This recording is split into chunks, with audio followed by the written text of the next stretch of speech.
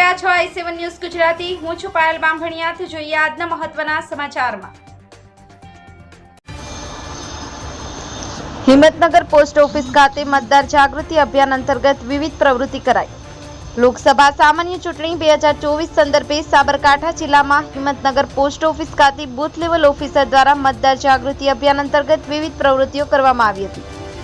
લોકસભા સામાન્ય ચૂંટણી 2024 દરમિયાન તમામ મતદારો મહત્તમ મતદાન કરી નૈતિક ફરજ નિભાવે અને અન્ય મતદારો મતદાન કરવા પ્રેરાય તેવા જિલ્લા ચૂંટણી તંત્ર દ્વારા વિવિધ પ્રવૃત્તિઓ કરવામાં આવી રહી છે, જે અંતર્ગત પોસ્ટ ઓફિસ તેમજ state bank of India Himmatnagar ખાતે BLO દ્વારા જિલ્લાના નાગરિકોને મતદાર જાગૃતિ અભિયાન અંતર્ગત મતદાનની મહત્વતા સમજાવી હતી, સાથે જ મતદાન અવશ્ય કરીશના શપથ લેવડાવ્યા હતા।